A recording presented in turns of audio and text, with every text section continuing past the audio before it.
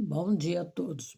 Hoje nós iremos fazer a nossa leitura bíblica em Gênesis 15, né? 15:15. Nós iremos falar nessa semana sobre transferência de riqueza. Vocês podem achar um tema meio estranho, né? Mas não é. Então nós vamos agradecer, né, a Deus por mais um dia de vida, por nós estarmos em pé, por mais, né, uma semana de luta, né? Então vamos à leitura. Então o Senhor lhe disse: Saiba que os seus descendentes serão estrangeiros, numa terra que não lhe pertencerá, onde também serão escravizados e oprimidos por 400 anos. Desculpa, mas estou com tosse, viu, gente? Por 400 anos. Mas eu castigarei a nação a quem servirão como escravos, e depois de tudo sairão com muitos bens. Palavra do Senhor, né? Deus já tinha alertado eles que eles iam, por 400 anos, eles iam ser escravizados no Egito. Mas Deus já tinha falado o que ia acontecer com eles no futuro. Deus estabeleceu o tempo de transferência. Nós vamos falar sobre transferência de riqueza durante toda essa semana. O que Deus prometeu para ele serve para nós também, tá, gente? Nós também somos filhos de Deus. Deus nunca estabeleceu, né, e pretendeu que as riquezas do mundo pertencessem apenas aos ímpios. Jamais, em tempo algum. Tudo pertence a Deus e Ele deseja colocar nas mãos do seu povo. Muitos vão me perguntar, mas por que os ímpios prosperam? Calma que nós vamos chegar lá. Desde o princípio do estabelecimento entre Abraão e Deus, né? De Abraão e Deus, este derramou as suas bênçãos sobre aqueles e o fez prosperar. As transferências das riquezas dos ímpios para Abraão começou quando esse obedeceu a Deus, deixando seu país e entrando em Canaã. O Eterno apareceu a Abraão e prometeu-lhe que daria a terra de Canaã. Isso está em Gênesis 13:7.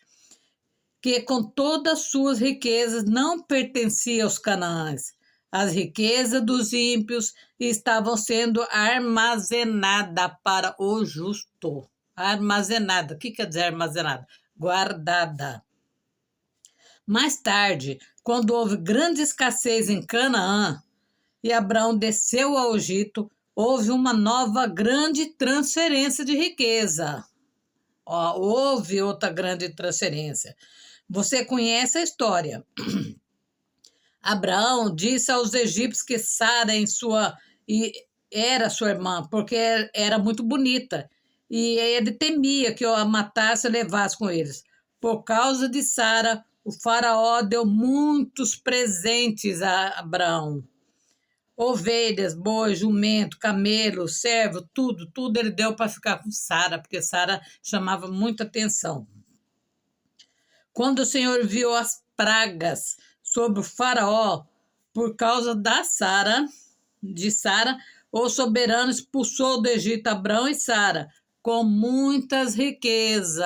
Olha aí onde entra a riqueza, né? Então nós continuaremos nesse próximo onde nós iremos parar, tá? Então aqui que eu queria falar que Deus sempre deu um jeito do dinheiro chegar até o seu povo, né? Em Gênesis 13, Deus está falando com Abraão sobre o futuro dos seus descendentes. Serão escravos, serão afligidos, né? 400 anos, não é 4 dias, 400 anos. Mas também julgarei a nação ao qual servirão, e depois sairão com grandes riquezas, né? O que Deus estava anunciando nesse capítulo? Deus estava revelando a Abraão antecipadamente o período em que seus descendentes seriam escravizados no Egito e também garantindo que aquela escravidão não seria o destino final deles. Às vezes a gente está pensando, o que nós estamos passando agora será o fim, né? Não, não é o fim, gente. Pode ser o recomeço de outras coisas melhores. Nós temos que pensar nisso, né? Depois de aproximadamente 400 séculos, Deus julgaria o Egito e libertaria Israel. Às vezes a gente tem que passar por grandes tribulações para a gente conseguir aquilo que Deus quer para nós, né? Nós não entendemos o trabalhar de Deus, mas nós temos que aceitar, né? Igual eles aceitaram. É claro que nós não queremos ficar 400 anos nessa vida, hein, gente? Assim, é desse jeito, né? Nós vamos pedir para Deus adiantar nossa saga nessa terra aqui, né? Depois de aproximadamente 400 séculos, Deus julgaria o Egito e libertaria Israel. E é uma coisa muito significativa nisso. Israel não sairia do Egito de mãos vazias. Deus não ia deixar ele sair pobre, paupérrimo, com a mão na frente ou atrás. Não, eles iam sair rico, com dinheiro.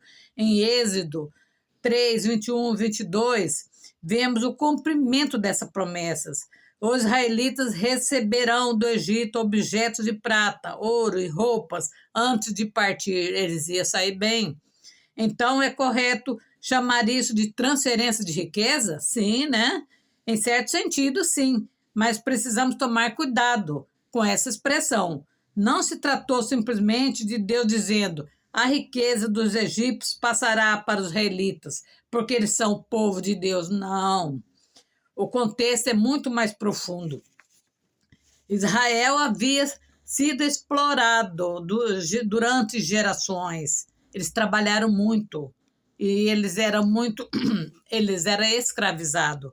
Os israelitas trabalhavam como escravos e foram submetidos a trabalhos pesados. O pior trabalho era deles.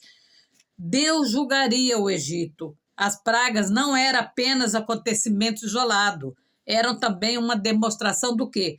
Do juízo de Deus sobre o Egito e sobre seus deuses. Eles tinham vários deuses. Israel seria libertado. A riqueza recebida estava ligada à saída da escravidão. Deus estava cumprindo uma promessa feita a Abraão. Em Gênesis 15, é uma profecia que encontra o seu cumprimento, né? Em Êxodo, quando eles saíram, tudo que nós estamos lendo foi uma profecia que aconteceu com a saída deles, né, do Egito. Há ainda uma palavra muito importante no hebraico, em Êxodo 12, 36. O texto diz que os egípcios deram aos israelitas aquilo que pediram.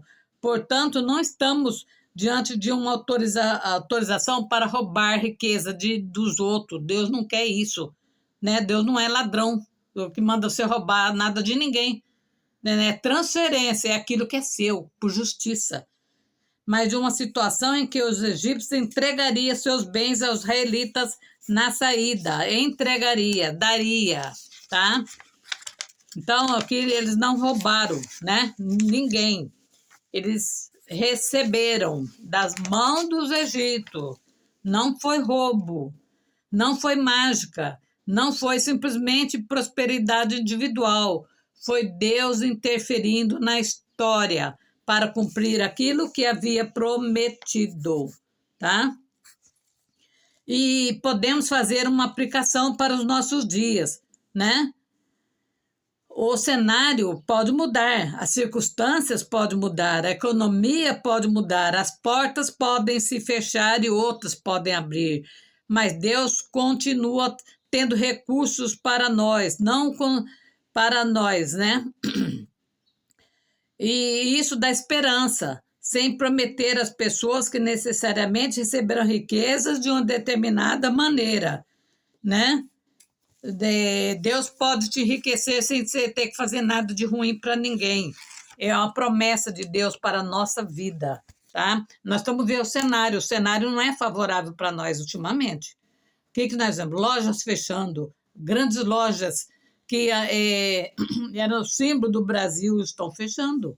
Isso é uma realidade, é só você ler, né? Nós não estamos mentindo. Então, a gente está vendo acontecer coisas ruins no nosso país, muito ruins. E nós não podemos perder a esperança. Nós temos que fazer igual o povo de Deus, clamar, orar, que a prosperidade chegará, né? Deus tem meios de fazer com que isso chegue, né? Nós não vamos esperar 400 anos, hein, gente? Vamos orar agora. Então, vamos pedir para Deus, né? Vamos pedir para Deus abençoar nossa mão, transferir as riquezas para nós também, né? Senhor Deus Todo-Poderoso, Deus de Abraão, Deus de Isaac, Deus de Jacó.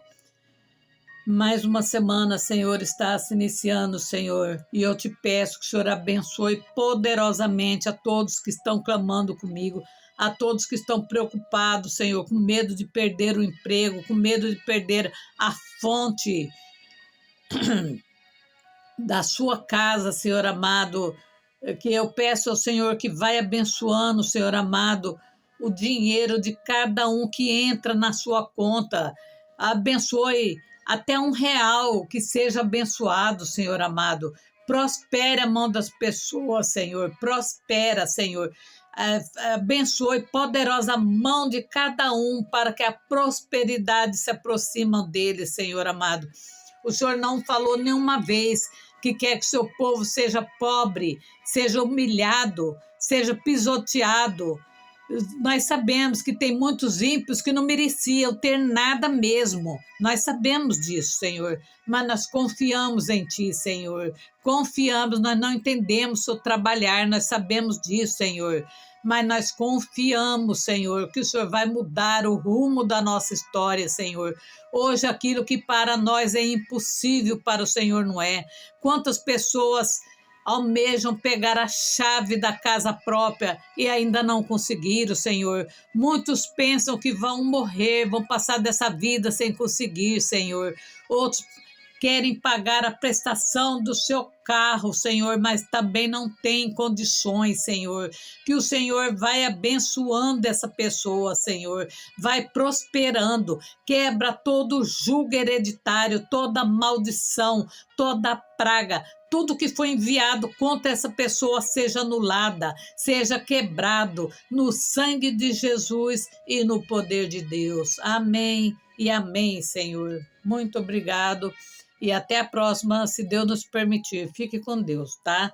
Deus vai prosperar na nossa vida. Vamos ter fé. Obrigado.